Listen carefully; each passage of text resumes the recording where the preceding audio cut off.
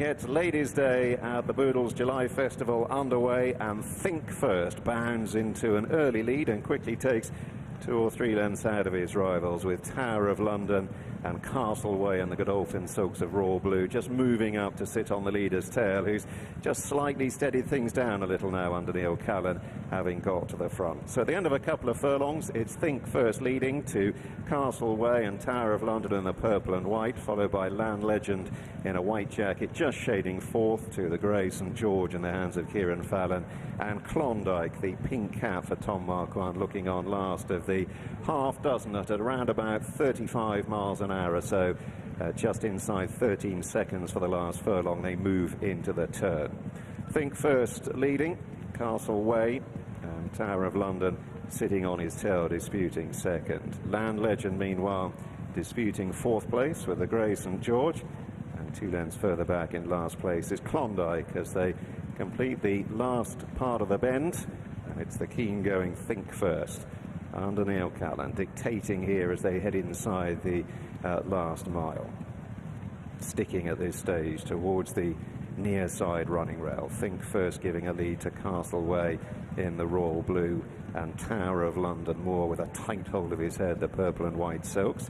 The second half of the field being disputed between St George the Grey and Land Legend, and Klondike with the pink cap looks on, and they've gone beyond halfway, heading now for the final 5 furlongs.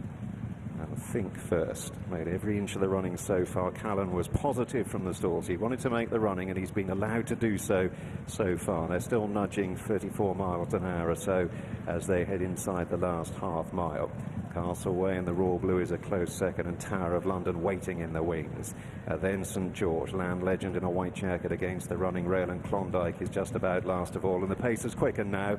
They're 37, 38 miles an hour as they come for the final 3, about to run downhill. Think First being asked for more. Castleway driven up by Buick now, mounting his challenge, more nudging away in behind. He's got nowhere to go at the moment on Tower of London in the purple and white. He's rather trapped on heels, held in by the grey St George, who's making his effort. Klondike on the extreme right is running on. Now Moore finds daylight under the fence and delivers Tower of London to challenge Castleway and St George as they climb inside the last furlong. It's Castleway, Tower of London and St George, though, forming a pincer movement. 3 of them diving for the line in the Bahrain Trophy. It's going to be a finish of inches here. Castleway nose down from Tower of London, St George. Klondike close up in 4th. Money came late for Castleway, and he's won. He's beaten the odds-on favourites, who might be an unlucky loser here, Tower of London, because he was locked up for a little while before Ryan Moore got the fence. He had a little time to get out, though. St George has run well in 3rd and 4th. Is Klondike, never NYRA, in a race run at a muddling gallop. Early doors, the outsider Think First did indeed try and get a piece of the action under Neil Callan, but petered out, and Castleway it was. 9-2, who's won? The half-brother to Palace Pier has won a big pot here, and an inspired step up in trip from Charlie Appleby, because it wasn't obvious on the page. And 2.5 months off the track as well, Lucky. He's a horse that clearly goes well fresh. He's not been seen since winning on the Rowley Mile back at the Guineas meeting, and he wasn't the sharpest away, but he soon gets into a handy enough position. It was Neil Callan aboard Think First that took the initiative early on, but that horse just a little bit too free, I think, through the early part of the race, ridden with more positivity today. And then the first 2 home are in the next couple of positions, aren't they, from an early stage? Yeah, William Buick alive to the fact that although his stamina was not guaranteed, it was folly to be too far off what was a stop-start messy pace. Yeah, and he didn't really get any cover, but his horse relaxed very, very nicely, and he's given himself every chance of staying along the trip, which he's done. As you say, it was a bit of a muddling pace. It did wind up quite swiftly with a few to run, and he was very comfortable when that happened. And you can see where Ryan Moore is, in the perfect spot in many respects on Tower of London, but when Kieran Fallon moved his horse, St George the Grey, a little bit closer, and he needed a bit more winding up from a less promising position, it had the effect of keeping Ryan Moore in for a little longer perhaps than he ideally wanted. You'll see that develop in a couple of furlongs' time. Yeah, then Ryan managed to get plenty of room. I thought plenty soon enough, to be honest. He got towards the rail, which can be a help at this meeting. You see it plenty of occasions in the past that you end up wanting to be on the rail, and thought he had every chance, really, did the favourite. Yep, just have a look here. Neil Callan has tried to restrain the keen-going Think First, and nobody else really wants to take it off him. They're walking through the mid part of this race. This is the part where they really start to crawl, don't they? And it's the part of the race that really ends up with that's the reason that the favourite needs to wait for a little bit of a run at that point, because as they steady it all up, the concertina, he just ends up in that little bit of a pocket, and then this is where Kieran to move up on the outside. He drives the grey horse up here to the outside of Ryan Moore, and it just forces Ryan to sit where he'd have probably liked to start gathering some momentum up.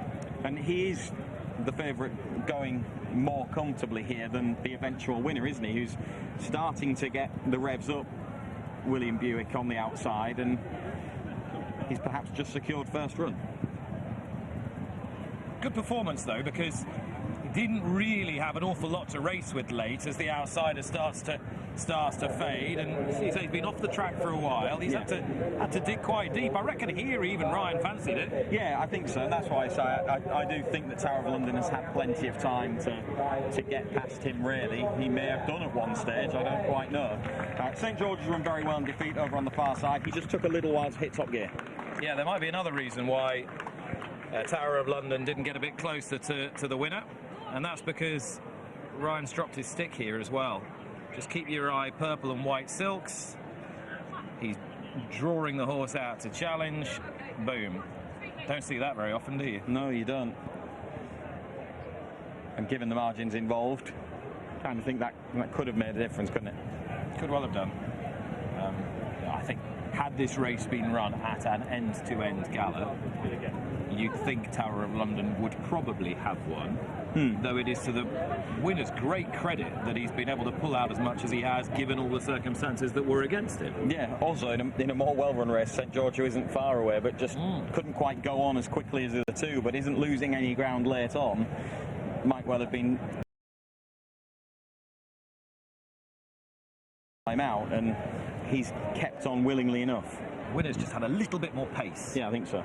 Than has St George. Castle Way it is. First strike to Godolphin, to Charlie Appleby, and to William Buick. Buick, who will be riding for Rafe Beckett in the July Cup on Saturday on Kinross.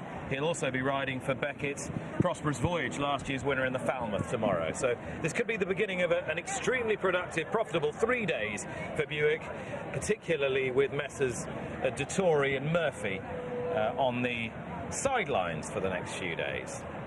Rachel, what price Castleway back late?